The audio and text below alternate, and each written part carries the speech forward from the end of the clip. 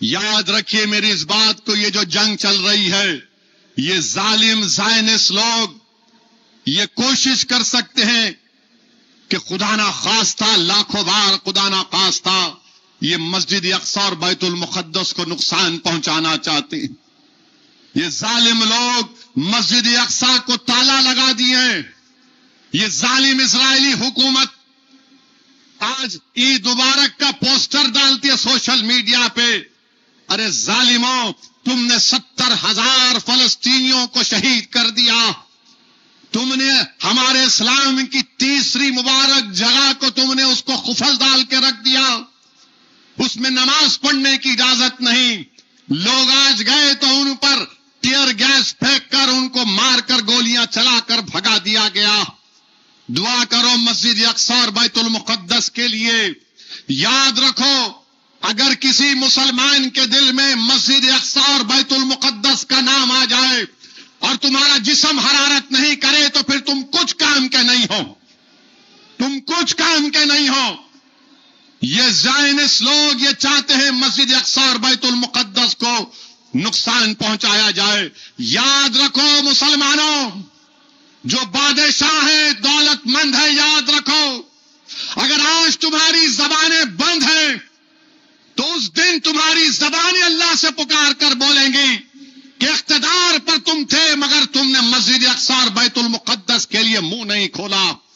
اللہ تمہارے جسم کو بولے گا تم بولو، انہوں نے کیا کیا تھا، کیا تم اس دن سے ڈرتے نہیں ہو؟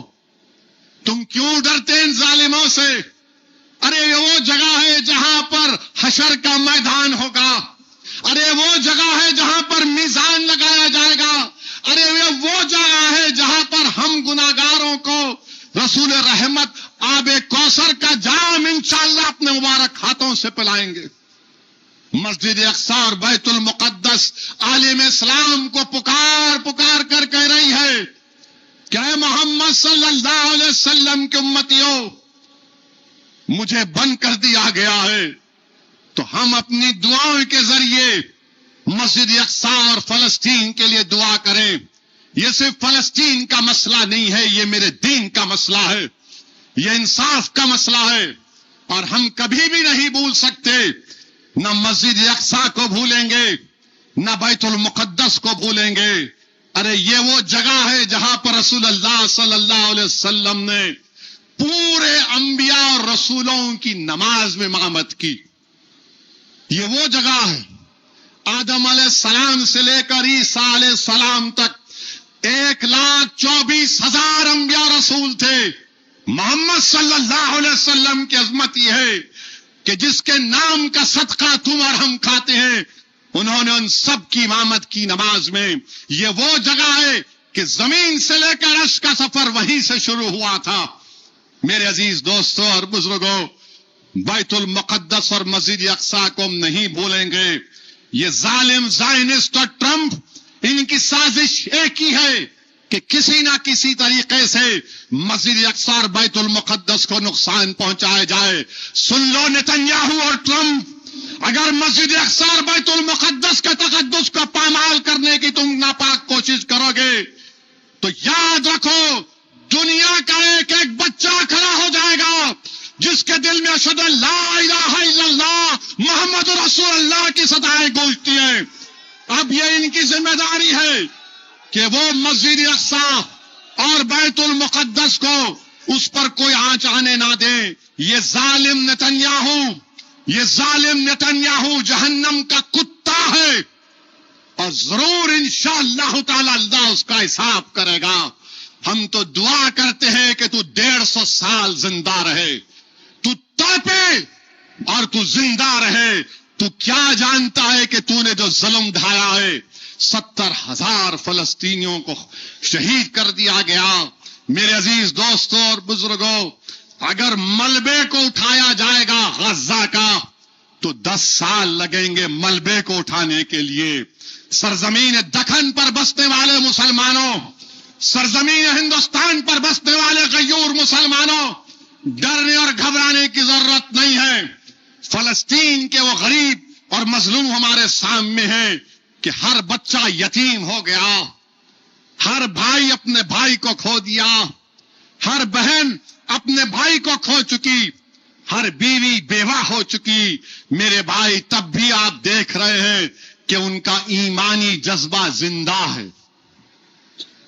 لٹے ہوئے گھروں کے سامنے ملبے گھروں کے گرے ہوئے ہیں، مگر حی علی الصلاۃ اور حی علی الفلاح کی صدائیں دے رہے ہیں، روزہ کھول رہے ہیں، پانی سے روزہ کھول رہے ہیں، کھجور سے روزہ کھول رہے ہیں، جو کچھ ملا روزہ کھول رہے ہیں، اور اللہ سے دعا کر رہے ہیں کہ پروردگار تو ہمارے لیے کافی ہے، حسبنا اللہ۔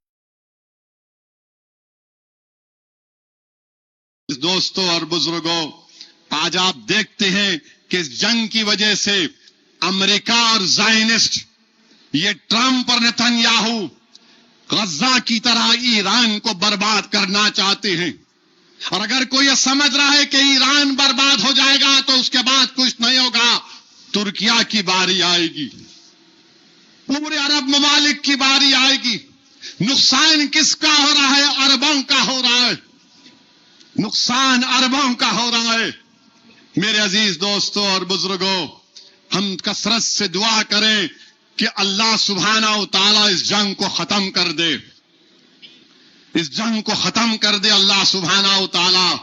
اور اللہ سبحانہ و تعالیٰ سے ہم دعا کرتے ہیں کہ یہ جو اثاثے جات ہیں جو عرب ممالک میں ہیں، یہ صدقہ ہے میرے آقا محمد صلی اللہ علیہ وسلم کا، کہ جس سرزمین پر آقا کے خدم مبارک چلے وہیں پر تو زمین کے نیچے سے اللہ نے اس میں دولت رکھی۔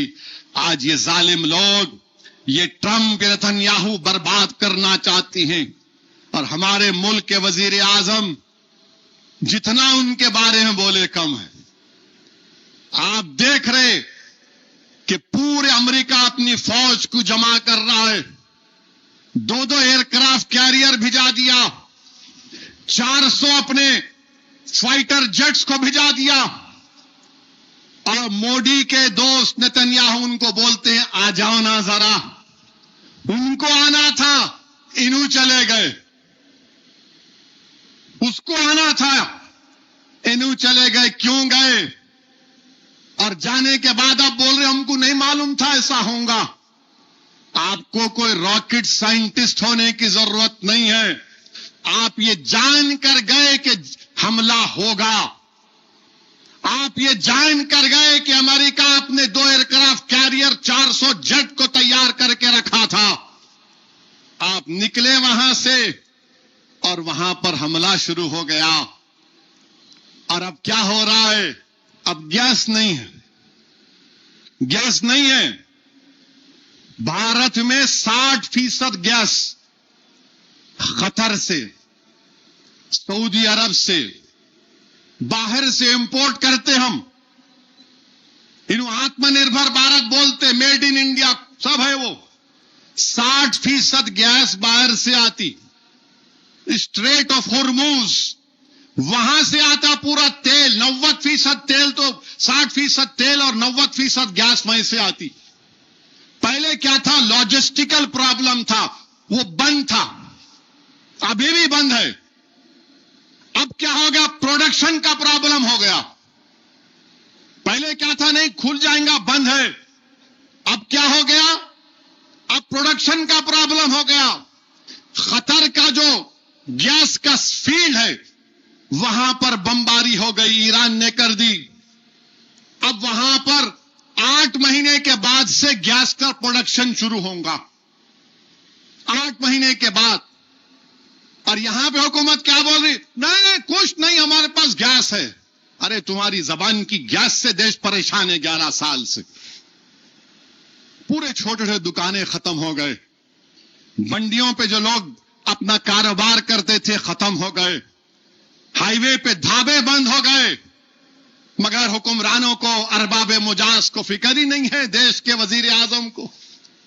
میں پہلے سے کہہ رہا تھا، ہم نہ ایران کے ساتھ تھے نہ عرب ممالک کے ساتھ تھے، ہم سب کے ساتھ تھے، ہم سب کے ساتھ تھے، مگر ہم فلسطینیوں کے کاز کو اپنا کاز سمجھتے تھے۔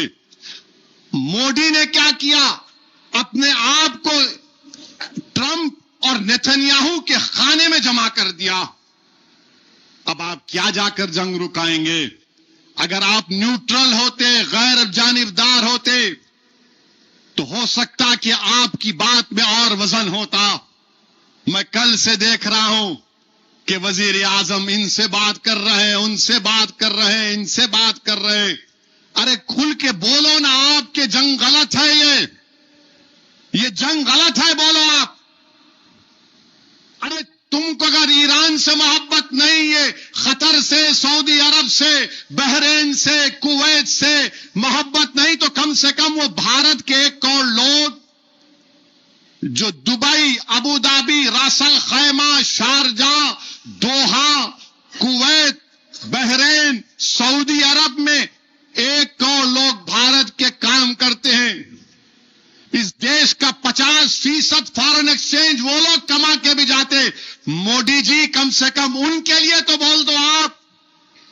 اگر وہ ممالک کمزور پڑ جائیں گے، خدا نہ خواستہ ان کی معیشت پہ، اکانومی پہ اثر پڑے گا، تو پھر ہمارے غریب واپس آ جائیں گے نا.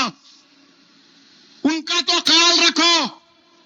ارے آخر کیا وجہ ہے بی جے پی RSS والوں، تم کو دیش کے ان غریبوں سے محبت نہیں جو اپنا گھر بار چھوڑ کر پیسہ کما کر دیش کو بھی جاتے ہیں، مگر آپ ٹرمپ اور نیتنیاہو کے لیلا اور مجنو بنے ہوئے.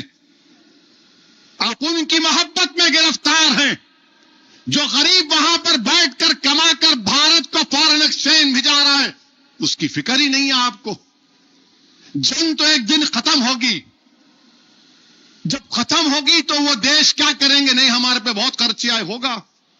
اگر خدا نہ خواستہ واپس آنا شروع کریں گے، اس کے گھر میں چراغ کو مودی آ کے جلائیں گے. اس کے گھر، اس کو نوکری، اس کو یہ بی جے پی RSS والے دیں گے. ارے اگر نوکری ہوتی تو 1 کروڑ لوگ نہیں جاتے اپنا گھر بار چھوڑ کر، اپنے ضعیف ماں باپ کو چھوڑ کر، اپنی بیمار ماں کو، اپنے بچوں کو چھوڑ کر نہیں جاتے. میرے بھائی، 1 کروڑ لوگ ہیں، بھارت کے ناگرک ہیں. دبئی میں، UAE میں، حیدرآباد کے کم سے کم 15 لاکھ کے قریب لوگ ہیں. سعودی عرب میں ہیں، قطر میں ہیں. ان کی نوکریوں کا کیا ہوگا؟ مگر ہمارے وزیر اعظم بڑی دیر کے بعد حرکت کر رہے ہیں. کبھی کبھی باسی کڑی کو بھی ابال آ جاتا، اب ان کو ابال آیا ہے. مگر آپ بتائیے کیا ہوگا؟ یہ جنگ ختم ہونی چاہیے. یہ جنگ ختم ہونی چاہیے.